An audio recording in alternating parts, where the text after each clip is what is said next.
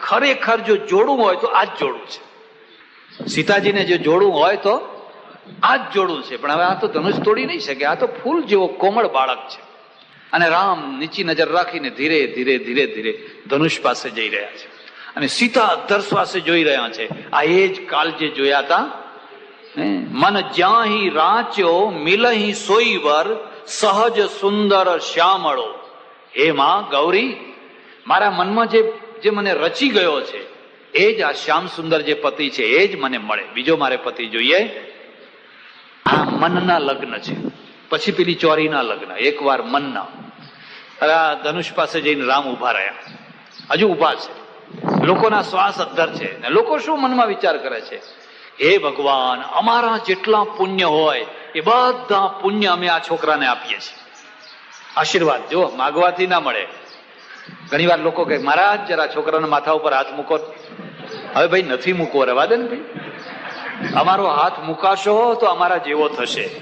હવે તમારે કરવો છે મિલ માલિક, ને પછી આલ્લેખ કરતો થઈ જશે તો તરત પાછો ખેંચી લેવો પાછો. એમ માગવાથી આશીર્વાદ ના મળે. હવે પેલા બધા કહે છે મનોમન, મારા બધા પુણ્ય છોકરાને આપ્યા. તમારા સદગુણ છે, તમારા સત્કર્મ છે, આપોઆપ આશીર્વાદને લઈ આવે. આશીર્વાદ માગવો ન પડે. અને માગેલો આશીર્વાદ કઈ પડે? આખો દિવસ ગમે એમ બોલ્યા કરો ને, ધનવાન, પુત્રવાન, લક્ષ્મીવાન, આયુષ્યવાન, વરદો. પેલા તમે તમારા જાત ઉપર આશીર્વાદ આપો ને આ બધી ઉપાધિ ટળે. ઉભા રહ્યા અને જોયું ધનુષ છે બહુ બહુ ભયંકર ભાર વાળું ધનુષ છે. સીતાનો શ્વાસ અદ્ધર છે, જનકનો શ્વાસ અદ્ધર છે. રામે વિચાર કર્યો કે હવે વાર કરવામાં સાર, જો મોડું કરીશ તો કદાચ સીતાનો પ્રાણ નીકળી જશે. એટલે ધીરે રહીને વાંકા થયા, બરાબર મધ્યમાંથી ધનુષ પકડ્યું. અને તુલસીદાસજીએ વર્ણન કર્યું છે કે પકડ્યા પછી એમણે ક્યારે ઊંચું કર્યું એ કોઈને ખબર પડી. અને જ્યાં ઊંચું કર્યું ને આમ કર્યું ને એની સાથે બે ટુકડા થઈ ગયા. ધામ દઈને ફેંકી દીધું. બે ટુકડા ફેંકી દીધા. એટલો મોટો ધ્વનિ થયો, એટલો મોટો અવાજ થયો, લોકોના શ્વાસ અદ્ધર ચડી ગયા. રામને કશું જ નહીં. એ તો મૂકીને ધીરે ધીરે જેવી રીતે ધીમે ધીમે આવ્યા હતા એવી રીતે ધીમે ધીમે. નહીં તો અત્યારે ધમધમ કરીને જવી શકાય કે ના થાય? વિજયનો ઉન્માદ ચડવો જોઈએ. તુલસી એક આદર્શ પાત્ર મૂકે છે. જો શક્તિ છે, સામર્થ્ય છે, વરનારો આ જ છે, પણ એમાં ઉછાછડાપણું, એમાં હલકટપણું નથી. એમાં ધીરજ છે, એમાં ગંભીરતા છે. સમુદ્રમાં જેમ ગંભીરતા છે અને સમુદ્રમાં ઊંડાણ છે એટલે એમાં રત્નો પાકે છે. ખાબોચિયામાં રત્નો પાકે તો છીછરું છે, હમણાં તાપ પડશે તો ઉકાઈ જશે. થોડોક તાપ પડે ને તાપ પડે તો સમુદ્ર સુકાય ખરો? ને તાપ પડે તો સમુદ્રમાંથી વાદળા થાય. અને વાદળા શું કામ કરે? આખી દુનિયાને જીવન આપે. સજ્જન પુરુષ ઉપર તાપ પડે ને તો એમાંથી વાદળા થાય. અને એ વાદળા શું કરે? આખી દુનિયાને જીવન આપે. સમુદ્ર જેવા ગંભીર છે. તરત જ દોડ્યું, આવ્યા, વિશ્વામિત્રને પગે લાગ્યા અને કહ્યું, ગુરુજી તમારી કૃપાથી હો, તમારા આશીર્વાદ. અને પેલા લક્ષ્મણ છે ને એને તો એટલો આનંદ છે ને, તો પેલા કહેતો હતો કે તમે શું કામ બેસી રહ્યા છો? તમે આજ્ઞા કરો ને. કંદુક એવ બ્રહ્માંડ, આ તો દડાની માફક હું લઈને દોડું, સતજોજન ધાવું. આ જનક ક્યારનો કહે છે કોઈ ક્ષત્રિય નથી, કોઈ ક્ષત્રિય નથી. બતાવી આપો. જ્યાં લક્ષ્મણને બહુ આનંદ છે. આ તરફ જનકને પણ આનંદ છે કે જેવો મૂર્તિઓ જોઈતો તો એવો. અને સીતાના આનંદનો કોઈ પાર. એટલે સીતાજીએ કહ્યું કે જલ્દી પેલા સતાનંદે કહ્યું કે વરમાળા લો, જલ્દી જઈને વરમાળા પહેરાવો. જરા કલ્ચરને સમજજો, સંસ્કૃતિને સમજજો. પશ્ચિમમાં જે લગ્ન થાય છે એમાં એકબીજાને વીંટી આપે છે, ખરું ને? પેલો એને વીંટી આપે ને એને વીંટી આપે. આપણા ત્યાં જે લગ્ન થાય છે એમાં કન્યા વરને વરમાળા પહેરાવે. કન્યામાળા ના હોય. કન્યામાળા જોઈ પહેરાવતા હોય તો વાત જુદી છે, પણ વરમાળા હોય. કેમ? એનું એક કારણ છે. કન્યા અને શિષ્ય આ બે સમર્પિત જીવન છે. આ બંને સમર્પિત જીવન છે. શિષ્ય છે એ ગુરુને સમર્પિત થાય, સંપૂર્ણ સમર્પિત થાય. એટલે ગુરુ છે એ પ્રત્યાર્પિત થાય. પ્રત્યાર્પિત થાય એટલે પોતાની તમામ વિદ્યા એના ઉપર ઠાલવી દે. પણ શરત કેવી? કે પહેલા એ સમર્પિત થાય. બસ તન્મય. વિદ્યા ભણવા ગયો ગુરુ. આ કાન ફૂંકનારા ગુરુની વાત નથી કરતો, નહીં તો તમે અર્થનો અનર્થ કરી નાખશો. એ પ્રથાએ આ દેશને બહુ નુકસાન કર્યું છે. નહીં, આપણા ત્યાં એવી પ્રથા છે જ નહીં. આ રામ છે, એને વિશ્વામિત્ર ગુરુ છે, વશિષ્ઠ ગુરુ છે, બધા ગુરુ છે. જેની પાસેથી જ્ઞાન મળે એ ગુરુ. પછી જે આ કાન ફૂંકવાની પ્રથા નીકળી ને એને દાટ વાળી નાખી. કંઠીઓ બાંધો કાન ફૂંકો એને હું નથી કહેતો, પણ જે વિદ્યા આપનારો ગુરુ છે એ ગુરુકુળમાં ઋષિકુળમાં વિદ્યાર્થી જાય ને સમર્પિત થઈ જાય. સમર્પિત થાય એટલે શું છે? બસ ગુરુમય થઈ જાય. મારા એક ઓળખીતા મહંત છે, આજે કરોડોની એમની સાહેબી છે, કરોડોની. ચાંદીના પલંગ છે, રાજામાં રાજાના હોય ને એવી રીતે ચાંદીના પલંગ છે. ગુજરી ગયા, દેવ થઈ ગયા. મને એકવાર એમણે કહ્યું, એમના બચપણની બધી વાતો સંભળાવી. મને કહ્યું, હું જયારે નાનો હતો, 6, 7, 8 વર્ષનો, 9 વર્ષનો, પ્રાથમિક શાળામાં ભણું, એક બ્રાહ્મણ શિક્ષક મને ભણાવે. બહુ સારા માણસ, બહુ ભલા માણસ. હું તો ગરીબ દીકરો, સોનીના ઘરનો ગરીબ છોકરો, ને મારું ઘર બહુ ગરીબ, એટલે અમે પૈસે ટકે તો કઈ મદદ ના કરી શકીએ, ગુરુની સેવા ના કરી શકીએ. પણ હું એક સેવા કરતો કે રોજ ગુરુજીને એક તાજું દાંતણ લાવી આપતો, બાવળનું. એટલે તાજું દાંતણ સાંજે લાવી આપું, સવારે પછી દાંતણની કોઈ કિંમત નથી, પણ લાવનારની નિષ્ઠાની કિંમત છે. રોજ સાંજ પડે જવું, સુડી લઈને જવું ને એક દાંતણ લઈ આવું. હવે બન્યું એવું કે એક દિવસ એટલો વરસાદ પડ્યો કે ચારે તરફ જળબંબાકાર, પાણી પાણી પાણી. હવે દેખાય નહીં, અંધારું, બધું ભરાઈ ગયેલું પાણી. મારા મનમાં એક જ કે હું જો દાંતણ નહીં લઈ જાઉં તો સવારે ગુરુજી દાંતણ શું કરશે? હું તો વરસતા વરસાદમાં નીકળ્યો. અમારા ઘરમાં છત્રીએ નહીં, ગરીબાઈ એટલી બધી કે ઘરમાં છત્રીએ નહીં, અને વરસાદ એવો કે છત્રી હોય તો એ છત્રીને પણ ગાંઠે. બાવળે ગયો, બાવળ ઉપર ચડ્યો વરસતા વરસાદમાં, દાંતણ કાપ્યું, દાંતણ લીધું, એને છોલીને તૈયાર કર્યું, અને અંધારું થઈ ગયેલું ત્યારે લાઈટો નહીં, અને ગુરુજી છે એ અંદર સુઈ ગયેલા. તમે હાકળ ખખડાવી, ખોલ્યું, પલળી ગયેલો ને ધ્રુજું, આમ થરથર ધ્રુજું. એટલે ઉઘાડીને બહાર આવ્યા. કોણ કે? અલ્યા ફલાણા તું કે? અત્યારે ક્યાં? ગુરુજી દાંતણ દેવા આવ્યો છું.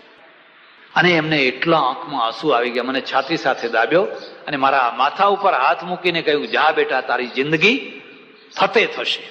આ હું આટલી પદવીએ જે ચડ્યો છું એ એમના આશીર્વાદથી ચડ્યો છું, પેલા દાંતણથી. આ સમર્પણ છે. આનું નામ શું કહેવાય? અરે કે એક દાડો દાંતણ મળ્યું તોય શું ને ના મળ્યું તોય એ તો ચાલે, ચલવી લેવાનું. ગુરુ હોય ને એ ચેલાઓ બધા જાત જાતના હોય, ઘણી પ્રકારના હોય. ગુરુ હતા એવા કેવા, આ બધા ઘણા વીંછી ભેગા કરે ને, અને પૂજામાં બેઠેલા એ તુલસી ભૂલી ગયા. એટલે પેલા કહ્યું કે બજરંગદાસ દેખો તુલસી ભૂલ ગયા હું, થોડી તુલસી લે આવો. હવે બજરંગદાસજી બેઠા બેઠા શું કહે? હા ગુરુજી, પેલા કેળના પાંદડા જેવા મોટા પાંદડા હોય એ તુલસી ને એમ કે. અરે તુમકો તુલસી કા પતા નહીં હૈ? કે ના મહારાજ, મને શું ખબર હોય એમ કે. એટલે પેલા લખણદાસને કહ્યું. લખણદાસે વળી પાછું એમ કહ્યું કે હા, પેલા કમળ જેવા ગોળ પાંદડા હોય એ તુલસી ને એમ કે, થાળી જેવડા મોટા. અરે તને ખબર નથી? ત્રીજાને કહ્યું. એને વળી હા, પેલા થુરિયા જેવા પાંદડા હોય એ તુલસી ને એમ. ચારે આવું આડું અવડું કહ્યું. ગુરુએ વિચાર કર્યો કે આ ચારેમાંથી એકેને કઈ તુલસીની ખબર. પછી ગુરુ પૂજા છોડીને ઉભા થયા. લખણદાસ, પાલખી લઈ આવો. પેલી પાલખી હોય ને, પાલખી લઈ આવો એમ કે. ગુરુ બેઠા પાલખી, બેને આગળ જોડ્યા ને બેને પાછળ કે ઉઠાવો, ચાલો મેં તુલસી બતાતા હું. ત્યાં બેને ઉપાડીને ગુરુ નીકળ્યા. ચાલ્યા તુલસીનું વન આવ્યું, આખું તુલસીનું વન આવ્યું. એટલે પેલો કે બોલને, આ આવ્યા એમ કે. ના તું બોલને. પેલો કે તું બોલને. એક છે કે ગુરુજી ये चारों तरफ ये क्या है, ये क्या है? अरे તું તો કહેતો હતો ને કે પેલી કેળના પાંદડા જેવી હોય. હજુ ચાલો એમ કે, હજુ ચાલો. હવે આવા ચેલા ભેગા કરીને કોઈ ગુરુનું કલ્યાણ થાય ખરું? કોઈ ચેલાનું કલ્યાણ થાય ખરું? અંતે પછી ગુરુએ તુલસી તોડી, પૂજા કરી, સાંજ પડી, ગાય રાખે. લખણદાસ, બેટા સંધ્યા હો ગઈ હૈ, જાઓ ગૌવા દો, ગાયને દો એમ કે. એટલે પેલા લખણદાસ શું કહે છે? અરે ગુરુજી, આપ કે રહેતે હમ દો, આપ કે રહેતે તમારા રહેતા. એટલે ગુરુ બિચારા ભલા હતા, તે ઉઠ્યા, જઈને ગાય દોઈ. લે બેટા ગાય દો લી, अब जरा दूध गर्म कर डालो. ફરી પાછો કે અરે ગુરુજી આપ કે રહેતે રહેતે. ગુરુએ ચૂલો સળગાવ્યો, દૂધ ગરમ કર્યું, બધું તૈયાર કર્યું. એટલે કહ્યું જો બેટા દૂધ તૈયાર થઈ ગયું છે, જાઓ લોટો ભરી ભરીને પી લો. ગુરુજી આપકી આજ્ઞા માથા ઉપર. લોટો ભરીને દૂધ પીવાનું આવ્યું એટલે શું કહે છે કે તમારી આજ્ઞા. એટલે નીતિકારને લખવું પડ્યું, જેને ઘણા છોકરાઓ હોય અને જેને ઘણા શિષ્યો કર્યા હોય એને નરક ભોગવવા માટે ઉપર જવાની જરૂર નહીં. આ છોકરાના ચેલા જ એમને નરક બતાવી દેશે, કોર્ટે ચડાવશે ને કંઈ કરશે ને કંઈ કરશે. એક પુત્રશ્ચ શિષ્યશ્ચ, નીતિકાર ચાણક્ય કહે છે એક પુત્ર હોય કે એક શિષ્ય હોય, નચ તારા સહસ્ત્રશ, 1000 તારાઓથી શું થવાનું હતું. એક વિવેકાનંદ હોય કે એક દયાનંદ હોય તો બેડો પાર કરી નાખે. અને આ બધા પેલા ગલુડિયા બધા હોય છે ને, કૂતરા જાય શેરીઓમાં જુઓ તો ઓહો, પણ ચે ખરા, પણ અહીં કથામાં તો ના લાવો, અને લાવો તો અહીં ખોળામાં લઈને તો ના બેસો, નીચે બેસો ભાઈ. સાચો એની ના નથી, પણ બીજાને વિક્ષેપ થશે કે ના આ તો અમારા ગલુડિયા. એક પુત્રશ્ચ શિષ્યશ્ચ નચ તારા સહસ્રશ. એટલે તુલસીકૃત રામાયણ છે અને વાલ્મીકી રામાયણ, આ બંનેની અંદર આટલો ફરક છે. ત્યાં એટલે શિષ્ય છે ને એ સમર્પિત થાય છે, સમર્પિત થાય છે. ગુરુ એના ઉપર હૃદય ઠરે છે. જેમ ગાયનું હૃદય ઠરે એટલે પારો મૂકે, અને પારો મૂકે એટલે દૂધ નીકળે, એમ ગુરુનું હૃદય ઠરે એટલે પછી વિદ્યા આપે, એક પછી એક, એક પછી એક, એક પછી એક. અરે ગુરુ તો ઈચ્છતા હોય કે કોઈ મારી વિદ્યા લેનારું આવે, કોઈ મારી વિદ્યાને ઝીલનારું આવે. એવી જ રીતે કન્યા છે, એ કન્યા પણ હાર પહેરાવે છે. હારનો અર્થ શું છે? સમર્પણ. હાથમાં હાથ આપે છે. કન્યાના હાથમાં વરનો હાથ નહીં હો, કન્યાના હાથમાં નહીં. જો કે કેટલીક વાર એવું થતું હોય છે, પેલી જ લઈને ખેંચે રાખતી હોય છે, ક્યાં જવું, ક્યાં બેસવું, ક્યાં કરવું, એ બધું પેલી જ નક્કી કરે હો. અને આ ભાઈ પાછળ પાછળ, પેલી ઠેલણ ગાડી હોય ને એની માફક પાછળ પાછળ ચાલ્યા કરે, તો બન્યા કરે, એવું બને. એનો પેલા એનું વ્યક્તિત્વ વધારે હોય અને આનું ઓછું હોય તો એવું બને. પણ આ વ્યક્તિત્વ એવું હોય, કન્યા સમર્પિત થાય. અને સમર્પિત થાય તો કેવી રીતે થાય યાદ રાખજો. કન્યાને સમર્પિત થવા માટેના પહેલા 3 કારણો છે, 3 સાધનો છે. પહેલું સાધન છે કે એના મનથી સમર્પણ ભાવ, પછી પ્રેમ, પ્રેમ વિના સમર્પણ હોઈ શકે. પછી તૃતીય છે એ સહન શક્તિ, સહન શક્તિ. આ 3 ભેગા થાય એટલે એક રંગમાં બીજો રંગ ભળે. એક ડોલના પાણીમાં તમે ચપટી ભરીને પેલો રંગ નાખો તો આખા ડોલનું પાણીનું કલર બદલાઈ જાય. એક કન્યા તમારા ઘરમાં આવે પણ એની પાસે જો રંગ હોય તો તમારા આખા ઘરને રંગી નાખે. રંગી નાખે કે ના રંગી નાખે? આખા ઘરને રંગી નાખે જો એના પાસે પોતાનો કલર હોય તો.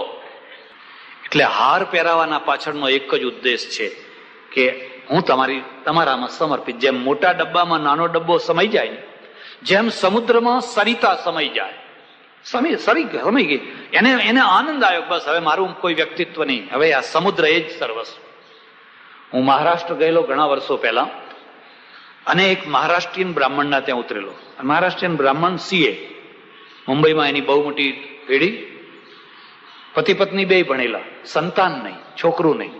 એમના ત્યાં મારો ઉતારો, 3 દિવસનું ફંક્શન, બહુ મોટું ફંક્શન. હવે છેલ્લા દિવસે બહેનોનું ફંક્શન, માત્ર બહેનોનું. એટલે પેલા એના પતિ હતા, એને પ્રવચન કર્યું. પછી અમે બધા ઘેર આવ્યા. મેં કહ્યું આજે બહેનોનું ફંક્શન હતું, તમારા પતિએ પ્રવચન કર્યું તો તમારે પ્રવચન કરવું? તમે ભણેલા? પેલી બેનને મેં કહ્યું તમારે પ્રવચન કરવું હતું ને, તમારા પતિ આગળ કેમ પ્રવચન કરાવડાયું? તમારે કરવું જોઈએ.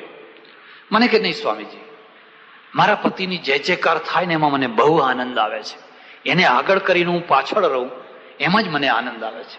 યશ એનો, એના યશમાં મારો યશ છે. મને મારો અલગ કોઈ યશ કરવાનું ગમતું. એના પતિ મારા સામું જોઈને કે મને કે સ્વામીજી સાચી વાત કહું? મેં કહો કે મેં જે પ્રવચન કર્યું ને એનું જ લખી આપેલું હતું. એ મારું નતું, એનું જ લખી આપેલું હતું. કેમ? બે એકબીજામાં ભળી ગયા, એકબીજામાં એવા ઓતપ્રોત થઈ ગયા, એનું નામ દાંપત્ય કહેવાય, એનું નામ. અને એવી રીતે કન્યા છે, એક પ્રેમ લઈને જાય, સહન શક્તિ લઈને જાય, સમર્પણ ભાવ લઈને જાય, એટલે પછી એ ભળી શકે. એમ આ સીતાજીએ જે વરમાળા પહેરાવી એ સમર્પણ ભાવ છે. એક બીજી વાત પણ યાદ રાખજો, અને આ વૈજ્ઞાનિક ભાવ છે, વૈજ્ઞાનિક વાત છે. જેમ રેડિયોની ફ્રીક્વન્સી હોય છે, આ માઇક છે ને એની ફ્રીક્વન્સી હોય છે, એના પર લખેલું હોય છે કેટલા ઓહરામ છે. એક સાથે આટલા બધા ટીવી, આટલી બધી ચેનલો આવે, બધી ચેનલો ભેગી કેમ નથી થઈ શકતી? બધી જગ્યાએ રેડિયોના તરંગ તો બધે જ હોય છે. એવું નહીં કે અમદાવાદનું સ્ટેશન અહીં ચાલતું હોય ને રાજકોટનું અહીં ચાલતું હોય ને, એવું નહીં. તમે પ્રત્યેક પોઈન્ટ ઉપર અમદાવાદનું સ્ટેશન વ્યાપક છે, સર્વ વ્યાપક, પણ ફ્રીક્વન્સી જુદી છે. અને ફ્રીક્વન્સી જુદી છે એટલે રેડિયોની અંદર એ પ્રકારની ફ્રીક્વન્સી હોય ત્યારે જ એ સ્ટેશન પકડાય. બીબીસીની ફ્રીક્વન્સી હોય ત્યારે જ બીબીસી પકડાય, નહીં તો એ પકડાય. એમ પુરુષની અને સ્ત્રીની પોતાની એક ફ્રીક્વન્સી હોય છે. મારી વાતને સમજજો. પુરુષની પણ ફ્રીક્વન્સી હોય છે. અને આ ફ્રીક્વન્સી શું હોય છે? કેટલીક વાર વગર પુરુષાર્થે, વગર પ્રયત્ને તમને અમુક માણસો સાથે બિલકુલ બંધબેસતું આવી જાય. કોઈ ઉપદેશ ના દેવો પડે, કંઈ કરવું ના પડે, તમારો રાગ આવી જાય, રાગે પડી જાય ગાડું. અને કેટલીક વાર ઉપદેશ આપી આપીને થાકી જાઓ, પણ ફ્રીક્વન્સી જ ઊંધી હોય, તે ગાડી ના ચડે તે આ ફ્રીક્વન્સી હોય છે. પુરુષની અંદર હોય છે. કેટલાક માણસો સાથે તમારે બહુ મેળ આવે. દુર્યોધનને શકુની સાથે બહુ મેળ આવી ગયો, ફ્રીક્વન્સી સરખી હતી એટલા માટે. તમે તમારી એવી હોય, તમને શકુની જ ગમે, બીજો કોઈ સારો માણસ ગમે. અર્જુનની ને કૃષ્ણની ફ્રીક્વન્સી બરાબર હતી એટલે બેયનો મેળ પડી ગયો. રામ ને સીતાની હતી બરાબર, મેળ પડી ગયો. એમ કેટલાક પુરુષો અને કેટલીક સ્ત્રીઓ છે, એની પોતાની ફ્રીક્વન્સી હોય છે. એ ફ્રીક્વન્સી પ્રમાણે જયારે મેચ થઈ જાય, બસ પછી કોઈને કશું કહેવાનું નહીં. આખી દુનિયાને ભેગી કરીને એમને જુદા કરવાનો પ્રયત્ન કરો, કારણ કે મળી ગયું. આ નેચર છે, આ કુદરતી છે. એટલે સીતાજી છે, એ સીતાજીએ રામને વરમાળા પહેરાવા હાથ લાંબો કર્યો. હવે વાલ્મીકી રામાયણ અને તુલસી રામાયણમાં વળી પાછો એક ભેદ આવ્યો. વાલ્મીકી રામાયણમાં શું છે કે જનક છે ને, એ જનક દશરથને પેલા કંકોત્રી લખે છે, જાઓ અયોધ્યા જાઓ, દૂતને મોકલ્યા અને જનકને લઈ આવો, નહીં દશરથને લઈ આવો, સાજન માજન પતિ પત્ની બધા આવે, જાન લઈને આવે, પછી આપણે સીતાજીને પરણાવીએ. અને પછી સીતાજીને પરણાવ્યા ખરા, સીતાજીને પરણાવ્યા. કેવી વિચિત્ર વાત છે કે સ્વયંવર સીતાજીનો છે, બાકીની જે 3 દીકરીઓ છે, એક પોતાની ઉર્મિલા અને 2 પોતાના ભાઈની કુશધ્વજની 2 દીકરીઓ છે, માંડવી અને શ્રુતકીર્તિ. આ ત્રણેયનો સ્વયંવર નહીં. કેમ એકલી સીતાનો જ સ્વયંવર હોય? આ બાકીની 3 છોકરીઓ કેમ સ્વયંવર ના કર્યો? બાકીની 2 દીકરીઓ છે, એ એક ઉર્મિલાને લક્ષ્મણ સાથે, માંડવીને ભરત સાથે અને શત્રુઘ્નને શ્રુતકીર્તિ સાથે, એમ ચારેયના લગ્ન કર્યા. માગણું કર્યું અને ચારેયના લગ્ન કર્યા. ચારેય એક સાથે પરણ્યા. પરણીને બધી વિધિઓ, બધી લાંબી ચોડી બધી વિધિઓ પૂરી કરી અને જ્યાં અયોધ્યા તરફ રવાના થયા, અને થોડેક દૂર અયોધ્યા રહી હશે, અને પછી એક ભયંકરતા શરૂ થઈ. આ બંનેમાં આટલો ફરક છે. પરશુરામ આવ્યા, અહીંયા જનકની સભામાં આવ્યા, લગ્ન પહેલા આવ્યા, અને વાલ્મીકી રામાયણમાં લગ્ન કરી ગયા પછી આવ્યા. કેમ પરશુરામ આવ્યા? એ તો બિચારા હિમાલયમાં તપ કરતા હતા, અને પરશુરામે બહુ હિંસા કરી, ક્ષત્રિયોનો નાશ કર્યો, ક્ષત્રિયોનો નાશ કરી નાખ્યો. પછી નિર્વેદ પામ્યા અને પ્રતિજ્ઞા કરી કે હવે હું હથિયાર નહીં પકડું, બસ મારી જિંદગીમાં મેં બહુ હિંસા કરી નાખી, હવે હું હથિયાર નહીં પકડું. એ પરશુરામ હિમાલયમાં બેઠા તપ કરતા હતા પાછલી જિંદગીનું. ત્યાં ધનુષ ભંગનો એમને અવાજ સંભળાયો, સમાચાર મળ્યા કે શિવજીનું ધનુષ તોડી નાખ્યું. હવે ખરેખર તોડવાની શરત નથી, તમે રામાયણને જોજો, પણછ ચડાવવાની શરત હતી. પણછ ચડાવી પણ ધનુષ તૂટી ગયું, આમ ખેંચ્યું એટલે તૂટી ગયું. એટલે લક્ષ્મણે કહ્યું, અરે પરશુરામને જે સંવાદ થયો છે ને એમાં લક્ષ્મણે કહ્યું છે, ક્યાં પિનાક બાપુરા, આ તો જૂનું સડી ગયેલું ધનુષ હતું, અડતા જ તૂટી ગયું. હવે આટલો મોહ વળી તમારે ધનુષ ઉપર રાખવાનો શું હોય? હે વિપ્ર, હે બ્રાહ્મણ, આમાં ધનુષ તો અમે બચપણમાં કેટલાય તોડ્યા છે. પેલાને ચડાવે છે, ઉશ્કેરે છે. કેટલાક માણસોની અંદર આવી ખાસિયત હોય, એવું બોલે કે તમારું આમ મન બળી જાય, તમને આમ દેવતા લાગી જાય યાર, એવું ધીરે ધીરે બોલે. એટલે પરશુરામ અહીંયા પહેલા આવ્યા, અને આયા એટલે જનક તો એકદમ થઈ ગયો કે માંડ બધું ઠેકાણે પડ્યું હતું, આ એક મોટું વિઘ્ન આવીને. અને પરશુરામ આવ્યા એવું સાંભળ્યું એટલે જે બધા રાજાઓ બેઠેલા ને એ બધા ભાગવા માંડ્યા, ભાગો આ તો પરશુરામ આવ્યો. આટલી મોટી ધાક એની, અને ધુઆ ફુઆ વરાળ કાઢતા કાઢતા કાઢતા કોણે આ ધનુષ તોડ્યું, કોણ આ ધનુષ તોડનાર, એના હું ટુકડે ટુકડા કરી નાખીશ. એટલે બધાએ વિચાર કર્યો કોઈ રામનું નામ ના આપશો, નહીં તો આ અત્યારે રામની હત્યા, કારણ કે પાછળના બધા કર્મ એમના જાણેલા છે, એટલે રામ ઉભા હશે છે. રામ બોલતા નથી, લક્ષ્મણની સાથે સંવાદ થઈ જાય છે, ભીડી જાય છે, અને લક્ષ્મણ એને વિપ્ર કહીને બોલાવે છે. એટલે પેલા કહે છે તું મને બ્રાહ્મણ સમજે છે, વિપ્ર સમજે છે, હું કેવો વિપ્ર છું જાણે છે. તુલસીદાસજીએ બહુ સુંદર સાહિત્યિક વર્ણન કર્યું છે, બહુ સુંદર. અને રામ પછી કહે છે કે અરે તોડનારો કોઈ તમારો દાસ હશે, હોય કોઈ એક દાસ તુમારા. આ બીજું કોઈ બીજાનાથી કોઈનાથી તોડી શકાય? તમારા કોઈ સેવકે તોડ્યું હશે, કે એવો સેવક. આ ઘોર સંવાદ. સીતાના હાથમાં વરમાળા એમને એમ રહી ગઈ છે, જનકનો શ્વાસ અદ્ધર છે. તમારા ઘરની કથા છે, કેટલીક વાર ચોરીએ આવીને બધું બેઠું હોય, અને એવા પરશુરામ આવીને વચ્ચે અડી જાય કે બધું ખેદાન મેદાન. મારે ત્યાં એક પટેલ આવ્યા, બેઠા નિશાસો નાખીને બેઠા. મેં કહ્યું કેમ નિશાસો નાખો છો, દુઃખી માણસ છો? મને કે બાપજી શું કરીએ, સારું થયું તમે તો મહારાજ થઈ ગયા, તો સારું થયું. ગંગ નાયા એમ કે હેડો તમને નવડાવીએ. ના કે હવે શું, અમે તો નહીં રહ્યા. થયું શું કીધું કહો તો ખરા. કે ત્રીજા દિવસે મારા આંગણે જાન આવી હતી, દીકરી પરણાવી તે જાન આવી હતી. બધું નક્કી કર્યું, લેવડ દેવડ આ તે બધું નક્કી કર્યું, અને જાન આવી. 3-4 બસો ભરાઈને જાન આવી, ભાગોળે ઉભી રહી. મારી ઘરવાળી છે એને વાજતે ગાજતે પૂંખવા ગઈ, અને પૂંખતી વખતે વરરાજાએ મોઢું ફેરવી લીધું. કે કેમ ફેરવી લીધું? મેં કહ્યું કેમ? એમ કે છે વરરાજાએ કહ્યું કે તમારી કન્યા જરા કાળી પડે છે, એટલે જો 5000 વધારે આપો તો પૂંખો, તો ધોળી થઈ જાય. 5000 મને કે 5000ની આમ તો પહેલા તો આપ્યા જ છે બધા એમ, પણ આ છેલ્લે જેટલું કઢાવાય એટલું. આનું નામ સગા કહેવાય. સગા કર્યા વિના રહેવાય, અને સગા જેટલા વધારે કર્યા હોય એટલું જ લોહી પીવાનું. કોક જ એવો હોય કે જે તમને લોહી આપે, બાકી તો બધા લોહી ખેંચનારા જ હોય. હવે બાપજી હું મધ્યમ વર્ગનો માણસ, આ છોકરી પરણાવવા માટે મેં દેવું કર્યું, ચારે તરફથી જેમ તેમ કરીને પૈસા ભેગા કરેલા. હવે આ રાત્રે 5000 હું લાવીને એને આપું ક્યાંથી? તે તો રિસાઈને બેસી ગયા. 5000 આપો, તમારી છોકરી જરા કાળી પડે છે. પછી કે શું કરું? તો આ ગામમાં આ ઘરમાં ગયો, પેલા ઘરમાં ગયો, પેલા ઘરમાં, 4-5 ઘરમાંથી ગમે તેમ ખોળા પાઘડી કરીને 5000 લાવી અને મેં એને પૈસા આપ્યા. તારે એ પૂંખાણી. અને હજુ તો એ છોકરી ગઈ છે ત્યારથી બધું લિસ્ટ ચાલુ થઈ જશે કે તું આ લેતી આવજે, આ લેતી આવજે, આ લેતી આવજે, આ લેતી આવજે. આનું નામ સંસ્કૃતિ છે ખરું? આનું નામ સંસ્કૃતિ કહેવાય? પણ આ ઉપાધિ છે. પરશુરામ છે. જનકના ઘરમાં પરશુરામ આવીને ઉભા રહી ગયા, અને મારું કે મરું, મારું કે મરું, મારું કે મરું. વિશ્વામિત્રે રામને કહ્યું કે હવે બસ બહુ નાટક બહુ થઈ ગયું, હવે બહુ નાટક લાંબુ કરવાનું. એટલે રામ રમાપતિ કરધનુ લેવું, ખેંચત ચાપ મીટેહુ સંદેહ. એમની મારી પાસે એક બીજું ધનુષ છે, જો આ ધનુષ તમે ચડાવો તો મારો સંદેહ મટી જાય. રામે એ ધનુષ લઈને આમ ચાપ ખેંચી, અને પછી પરશુરામ બદલાઈ ગયા. રામ છે, તુલસીના રામ એ પરબ્રહ્મ પરમાત્મા છે, અને પરશુરામ પણ અવતાર છે. પણ પરશુરામ પેલા રામના અવતારને સમજીને પગે લાગીને જય જયકાર કરી અને પછી ચાલ્યા ગયા. એટલે આ બંનેની અંદર ફરક છે.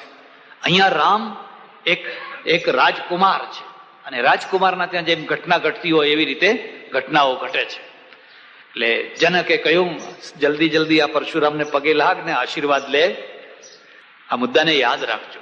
નબળા માણસને વધારે પગે લાગો, સારા માણસને નહીં લાગો તોય, કારણ કે સારા માણસ તમને નુકસાન નહીં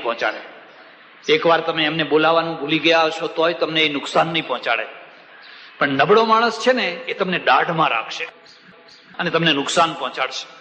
આવું એક ગામ, અને એ ગામમાં પરદેશ રહેનારા એક પટેલ આવ્યા. ઘણા વર્ષો સુધી પરદેશ રહ્યા અને પરદેશની હવા લાગેલી. પટેલ આવ્યા અને એમને ગામની બધી હવાની ખબર નહીં કે આ ગામના અહીંયા ભારતના ગામડા કેવી રીતે ચાલે છે. હવે એ ગામમાં એક શનિ દેવતા, શનિ દેવતા જાણો છો? દરેક ગામમાં એક રાહુ દેવતા હોય, એક શનિ દેવતા હોય, એક સોમ હોય, એક બૃહસ્પતિ હોય, એક ગુરુ હોય, એક મંગળ હોય, બધા અષ્ટગ્રહો, બધા ગ્રહો, નવગ્રહો બધા હોય. એમાં એક શનિ દેવતા, અને એ શનિ દેવતા એવા જબરા કે કોઈ પણ કામ હોય ગામ લોકોને એને બોલાવવા જ પડે. પેલું પતરાડું એમનું પડાવવું જ પડે, એમના વિના કામ થઈ શકે. અને આ બહારથી માણસ આવેલો, હું એને માનતો નથી, એવા તો કેટલા હોય, જાઓ આપણે એની કઈ જરૂર નથી. હવે એની દીકરીના લગ્ન, રૂપિયાની લેવડ દેવડ થવાની, અને પરદેશથી આવેલા બંગલો સરસ, ફલાણું સરસ. દીકરીના રૂપિયાની લેવડ દેવડ કરવા માટે સામેથી માણસો આવેલા, પેલા વેવાઈ પક્ષ વાળા ખરો ને, એ આવેલા. 100-200 માણસોની રસોઈ બનાવેલી, બધું જાહો જલાલેથી. અને પેલા શનિદેવને ખબર પડી કે મને તો બોલાવ્યો જ નથી, અને જો એકવાર આ રીત રિવાજ ચાલુ થઈ જશે તો પછી આપણા આ ગામમાં આપણું વર્ચસ્વ રહેશે. એટલે એ તો દૂરથી ઘોંઘાટ કરતો કરતો ગાળો બોલતો બોલતો આવ્યો. કોણ કે છે? કોણે મારું નામ લીધું? ખોટે ખોટી બદનામી કરો છો, હું કશું જાણતો નથી અને તમે મારું ખોટે ખોટું નામ લો છો. એ તો બધા મહેમાનો બધા બેઠેલા ત્યાં આવ્યા. પણ શું ભાઈ, શું થયું છે?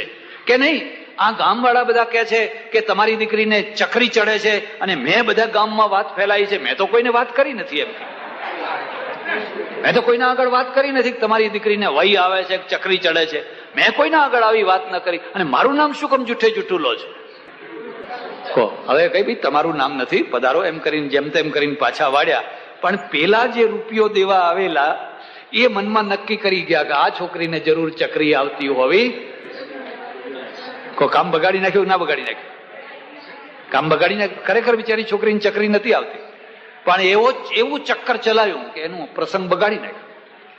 એટલે જનકે કહ્યું સીતાજીને આ પગે લાગ, આશીર્વાદ લે, પહેલા અમને આશીર્વાદ લે. પછી તો ચારે ચાર ભેગા થયા, લગ્ન થયા. એની ચર્ચા નહીં કરું. તમારે એક મુદ્દાની જે વાત કહેવાની છે એ વાત કહીશ, અને વાત શું કહેવાની છે એ જરા ધ્યાન દેવાની છે. મેં તમને કહ્યું ને, ઉપનિષદોમાં ગહનતા છે, ઊંડાણ છે, તાત્વિકતા છે, બ્રહ્મવિદ્યા છે, આત્મવિદ્યા છે. એવું શિવ ધનુષ કેવું હતું કોઈનાથી ઉપડ્યું નહીં, રામે ઉપાડી લીધું. એવું શિવ ધનુષ કેવું હતું કે સીતા ઘોડો કરીને રમતા હતા નાની ઉંમરમાં, અને આ રાજા મહારાજાઓ પહેલવાન જેવા એને ખસેડી ન શક્યા. એ શિવ ધનુષ કેવું હતું? કોઈએ વિચાર કર્યો? કોઈ વિચાર જ નહીં કરવાનો. હરી હરી થવા દો મહારાજ, બીજી વાત. કથા એટલે કથા, હરી હરી થવા દો, બીજી વાત નહીં. માસ્તર હતા, માસ્તર શિક્ષક હતા, અને શિક્ષકે પાઠ ભણાવવાનો શરૂ કર્યો.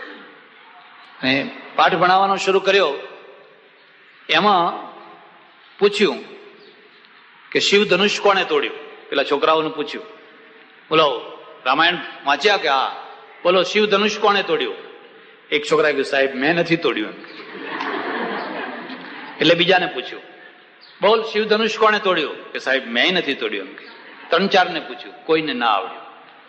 એટલે આ નાના માસ્તર હતા એ મોટા માસ્તર પાસે ગયા, અને મોટા માસ્તરને જઈને કહ્યું કે આ શિવ ધનુષ કોણે તોડ્યું એ કોઈને આવડતું, કોઈને ખબર? એટલે એમણે આખી નિશાળ ભેગી કરી, બોલો શિવ ધનુષ કોણે તોડ્યું? એટલે કોઈએ કહ્યું સાહેબ અમે નથી તોડ્યું, અમને ખબર. એટલે આ મોટા માસ્તર છે એમણે કાગળિયો કર્યો, અને કાગળિયો કરીને પેલી જિલ્લા કક્ષાના જે હતા ને મોટા ઓફિસર, એમને ત્યાં મોકલ્યું કે શિવ ધનુષ તૂટ્યું છે, પણ અમારી નિશાળમાંથી કોઈ પણ છોકરું સ્વીકાર કરવા તૈયાર નથી કે આ શિવ ધનુષ કોણે તોડ્યું છે. તો હવે આ બાબતમાં અમારે શું કરવું? કે આપ સાહેબ જેમ કહો એમ અમે. એટલે ઉપરથી સાહેબે લખ્યું કે હવે જે થયું તે થયું, બજારમાંથી નવું ધનુષ શિવ ધનુષ ખરીદી અને જે તે ખીંટીએ ટાંગી અને આ વાત પૂરી કરવી, આ વાત ફાઇલે કરી દેવી. અરે શિવ કોણ છે? શું શિવ છે? એ શિવ કોઈ માણસ છે? અને શિવ ક્યાં ધનુષ રાખે છે? તો ત્રિશુળ રાખે છે. કોઈ વાર તો શંકા કરો, કોઈ વાર તો જિજ્ઞાસા કરો. ત્યારે શિવ કોણ છે? શિવ પરમાત્મા છે, શિવ આત્મા છે. એનું ધનુષ કોણ છે એ ઉપનિષદમાં આવશે. આ તમારી ભ્રુકુટી છે ને એ ધનુષ છે. આ ભ્રુકુટી છે ને એ ધનુષ છે. અમારે ઉપનિષદોમાં લખ્યું છે કાવઈ વરુણા કાવઈ અસી વારાણસી. કાશીનું નામ વારાણસી છે ને, એટલે લખ્યું છે કાવઈ વરુણા. વરુણા કોને કહેવાય? એક તરફ વરુણા નદી, બીજી તરફ અસી નદી છે ને સામે ગંગા નદી છે. કાવઈ વરુણા કાવઈ અસી તો કયું છે? આ ડાબી ભ્રુકુટી જે છે એ વરુણા છે અને આ જે જમણી ભ્રુકુટી છે એ અસી છે. અને આ આમ થઈને જે આમ આકાર થાય છે એનું નામ છે શિવ ધનુષ. ખ્યાલ આવ્યો? ઉપનિષદ કહે છે પ્રણવો ધનુ. આ ઓમકાર જે છે એ ધનુષ છે. ઓમકારનો આકાર તમે જુઓ તગડા જેવો, એ ધનુષ જેવો છે ને. પ્રણવો ધનુ. તો હવે પણસ શું છે? શરો યાત્મા. આ તમારું મન છે એનું બાણ છે. બ્રહ્મ તલ્લક્ષ્ય મુચ્યતે. અને પરમેશ્વર જે બ્રહ્મ છે એનું લક્ષ્ય છે. અપ્રમત્તેન વેધવ્ય શરવત્તન્મયો હિસા. જે અપ્રમાદી હોય એ જ આનું વેદન કરી શકે. ત્યારે હવે મૂળ વાત ઉપર આવો. અહીંયા સીતા કોણ છે? જનક કોણ છે? રામ કોણ છે? કેમ બીજા બધા કોઈ ચડાવી ન શક્યા? કારણ કે આ શિવ ધનુષ છે. આ શિવ ધનુષની પણછ કોઈ ચડાવે અને અહીં ભ્રુકુટીમાંથી બરાબર વચ્ચેથી એને તોડે. તોડવાનો અર્થ થાય છે બ્રહ્મ રંધ્રનું ભેદન કરવું. આ આજ્ઞા ચક્ર છે. એ આજ્ઞા ચક્રનું જે ભેદન કરે એનું નામ થયું શિવ ધનુષ્યનું તોડવું. એ આજ્ઞા ચક્રનું જે ભેદન કરે એ બ્રહ્મ વિદ્યા રૂપી સીતાની વરમાળા. પેલા જે બધા રાજાઓ હતા એ આ શિવ ધનુષની પણ ચડાવી શકતા. એટલે આને કોઈ સ્થૂલ ધનુષ નહીં સમજી લેવાનું. આ એક રામ જ એવા છે જે આ શિવ ધનુષની પણ ચડાવી શકે અને વચ્ચેથી આજ્ઞા ચક્રનું ભેદન કરી શકે. એટલે આ આખી કથા દ્વિઅર્થી છે. એમાં એક અધ્યાત્મ રામાયણ પણ છે. આપણા ત્યાં બીજા રામાયણોમાં એક અધ્યાત્મ રામાયણ છે. આખા રામાયણના પાત્રોને અધ્યાત્મ રૂપ આપવામાં આવેલું છે. એટલે સજ્જનો, આ જે જનકના ત્યાંનો લગ્ન પ્રસંગ છે એ લગ્ન પ્રસંગ તમારા સંસારનો હોય છે અને તમારા આધ્યાત્મિક જીવનનો પણ છે. બંને રીતે છે. સીતા વરમાળા લઈને ઊભા છે, સામે રામ હોય તો વરમાળા પહેરાવા માટે તૈયાર છે. અને હવે તો દશરથ ને બધા આવી ગયા અને ખૂબ સારી રીતે મંગળ ચોઘડિયા ગવાવા લાગ્યા અને લગ્ન પ્રસંગ બધો ઉજવાવા લાગ્યો. આપણે પણ બધા એ મંગળ ચોઘડિયા ગાતા ગાતા ઘર ભેગા થાય. અંબે ઉમિયા સદગુરુ નમઃ પાર્વતી પતે હર હર.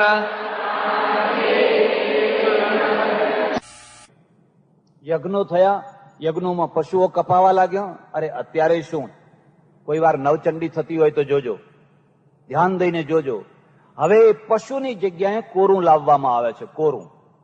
અને કોરું છે ને એક ક્ષત્રિયના હાથમાં તલવાર આપી અને અસ્ત્રાય ફટ કરીને એને વધેરવામાં આવે છે. પછી એના ટુકડા કરવામાં આવે છે, એમાં લાલ કંકુથી રંગવામાં આવે છે, જુદી જુદી જગ્યાએ મૂકવામાં આવે છે અને એમ માની લેવામાં આવે છે કે આ પશુની જગ્યાએ કોરાનો વધ કરવામાં આવ્યો. એટલે આ આખો વળાંક થયો. એનો વિરોધ બુદ્ધે કર્યો. અને બુદ્ધને જયારે એમ કેવું પડ્યું, તમે શું જાણો, વેદમાં લખ્યું છે, શાસ્ત્રો આમ કે છે. હંમેશા સ્થાપિત હિતોએ શાસ્ત્રોનો ભયંકર દુરુપયોગ કર્યો. નાસ્તિકોએ આ દેશને કદી નુકસાન નથી પહોંચાડ્યું. આજ સુધીની નાસ્તિકોનું તો કશું ચાલતું જ નથી. પણ શાસ્ત્રના નામે દુરુપયોગ કરનાર એમણે ભયંકર દુરુપયોગ કર્યો. બુદ્ધે કહ્યું આવું ના હોય. એને વેદમાં લખ્યું છે. તું શું સમજે? આજકાલનો છોકરો સંસ્કૃત ભણેલો છે, શાસ્ત્રાર્થ કરવા છે. બુદ્ધે હાથ જોડ્યા. એને કહ્યું જો તમારા વેદમાં એવું લખ્યું હોય તો એ વેદની મારે કોઈ જરૂર નથી. તમારા ઘરમાં રાખો એ વેદ, મારે એવા શાસ્ત્રની કોઈ જરૂર નથી. બસ અહીંથી એક જુદો ફાંટો પડ્યો. એ જે જુદો ફાંટો પડ્યો એને આપણે કહીએ છીએ વાણી. વેદ વાણી. વાણી એટલે શું? કોઈને કોઈ સંતોના દ્વારા રચાયેલી વાણી. પછી એ કબીર વાણી હોય, પછી એ નાનક સાહેબની વાણી હોય. ગુરુ ગ્રંથ સાહેબમાં હું તમને ભલામણ કરું છું, અધ્યયન કરજો, ધર્મનું અધ્યયન કરજો. ગુરુ ગ્રંથ સાહેબની અંદર 50-60 સંતોની ભેળી વાણી છે. કોઈ એક પુરુષની લખેલી વાણી નથી. એમાં નામદેવના 25 ભજનો, 26 ભજનો છે, કબીર સાહેબના ભજનો છે. કેટલા એ વખતના જે સંતો હતા એ સંતોની બધી વાણી ભેગી કરી અને ગુરુ ગ્રંથ સાહેબ બનાવવામાં આવ્યો. મંદિરમાં મૂકી દીધો. ગુરુ ગોવિંદસિંહે કહ્યું કે હું છેલ્લો ગુરુ, હવે મારા પછી કોઈ ગુરુ નહીં, હવે આ ગ્રંથ એ જ ગુરુ. તમારે જે નિર્ણય કરવો હોય એ આ ગ્રંથમાંથી કરજો, આ ગ્રંથને પગે લાગજો, આ ગ્રંથની પૂજા કરજો, આ ગ્રંથ એ જ ગુરુ છે. એમાં બધા સંતોની વાણી ભેગી કરવામાં આવી. એટલે આપણા ત્યાં એક પરંપરા ચાલી, અને પરંપરા કોની ચાલી? જેમાં આપણે વાણીને પ્રમાણ માનવામાં આવ્યું. બુદ્ધની વાણીને આગળ પછી ત્રિપિટકમાં સંગ્રહિત કરવામાં આવી, એમાંથી ધમ્મપદ અને બુદ્ધની વાણીને પ્રમાણ માન્યું. એવું મહાવીરની વાણી. એવી જ રીતે નાનક, કબીર, જે સંપ્રદાયો થયા, સ્વામિનારાયણ સંપ્રદાય, આ સ્વામિનારાયણ સંપ્રદાયમાં વચનામૃતને શિક્ષાપત્રી એ જ વાણી.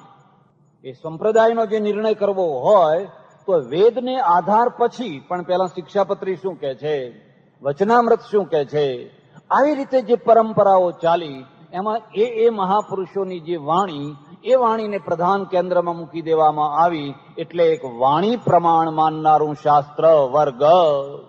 આવું કેમ થયું? આવું કેમ થયું? કારણ કે પહેલી વાત તો એ હતી કે વેદોને લોકો સુધી પહોંચવા ના દેવામાં આવ્યા. આજે પહોંચ્યા છે? આજે કોઈ જાણો છો? કોઈ 4 વેદ નજરે જોયા છે? વાંચવાની વાત તો બહુ દૂર રહી, પણ 4 વેદ કોઈ નજરે જોયા છે? આજે પણ વેદોને લોકો સુધી પહોંચી શક્યા? તો ત્યારે તો કઠોરમાં કઠોર સ્ત્રી શુદ્રો ના ધીયતા, સ્ત્રીને ને શુદ્રને કદી ભણાવવા ના જોઈએ, એમને તો વેદ સંભળાવવા પણ ના જોઈએ. હવે આ બધી કટ્ટરતા એટલે વેદ માત્ર ઉપરના વર્ગ સુધી રહી ગયા. નીચેના વર્ગને હવે આધાર શો? એ આધાર મળી ગયો વાણીનો. કબીર વાણી, નાનકની વાણી, દાદુની વાણી, નરસિંહની વાણી, તુકારામની વાણી, નામદેવની વાણી, જ્ઞાનેશ્વરની વાણી, આ બધા સંતોની વાણીને એ વાણીના આધારે પ્રજા જીવવા લાગી. પણ ત્રીજો જે વર્ગ થયો, ત્રીજો જે શાસ્ત્ર થયો ને, એ પુરાણ. એટલે વેદ જ્યારે અભ્રય ઉપર ચડી ગયા ત્યારે પુરાણો આવી ગયા. અને પુરાણોનો આખો આધાર અવ્યવસ્થા છે.